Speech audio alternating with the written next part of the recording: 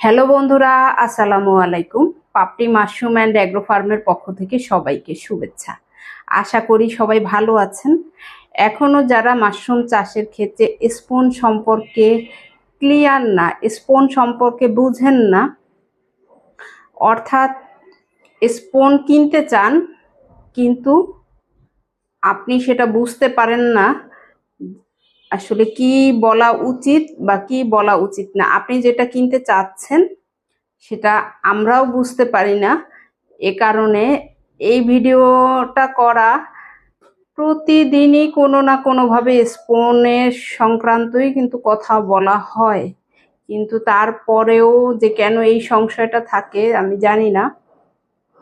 শ্রদ্ধেয় একজন আপু অনেকদিন ধরেই কিন্তু আমার পেজে আছেন, তারপরে তিনি স্পন কিনতে চেয়েছেন, একটা ছবি দিতে বলেছেন, দিলাম, কিন্তু এই রকম একটা স্পনের ছবি দেওয়ার পরে উনি আমাকে বলল এটা চাচ্ছে না, শুধুমাত্র সিড চাচ্ছে। সিড অর্থ কি? বীজ। যারা স্পন বুঝেন না তাকে এটাই বোঝাতে হয় যে এটাই বীজ। আবার অনেকে মনে করেন বীজ মানে তো দানাদার, তাহলে আপনি প্যাকেটে কি দিয়েছেন। এখন আপনি শুদ্ধ বাংলাটাই যদি সঠিক না বুঝেন, আমরা বুঝি কিন্তু তারপরও বোঝার চেষ্টা করি না।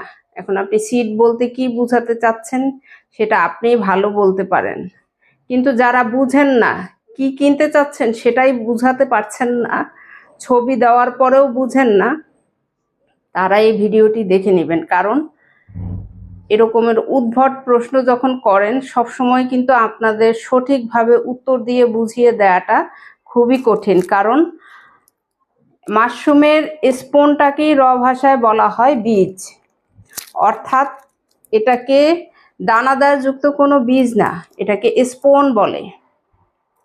কিন্তু যারা স্পন হঠাৎ করে নামটা শোনার পরে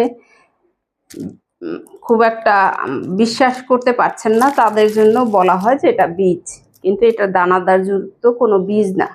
তো আপনাকে এতদিন ধরে আপনি আমার ভিডিও দেখছেন, আপনি আমার পেজে আছেন, আমি কিন্তু খেয়াল করেছি, তারপর আপনি বলছেন আপনি শুধুমাত্র সিড চাচ্ছেন, এটা চাচ্ছেন না। এখন আপনি কি মাদার চাচ্ছেন নাকি এটা চাচ্ছেন?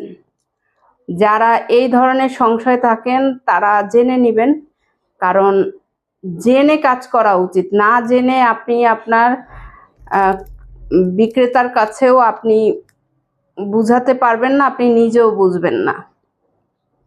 আশা করি ভিডিওটি দেখে ক্লিয়ার হবেন। ভালো থাকুন, সুস্থ থাকুন এবং নিজ ঘরে ঘরে মাশরুম চাষ করে নিজের পুষ্টি চাহিদা মিটিয়ে তুলুন। ভালো থাকুন, আল্লাহ হাফেজ।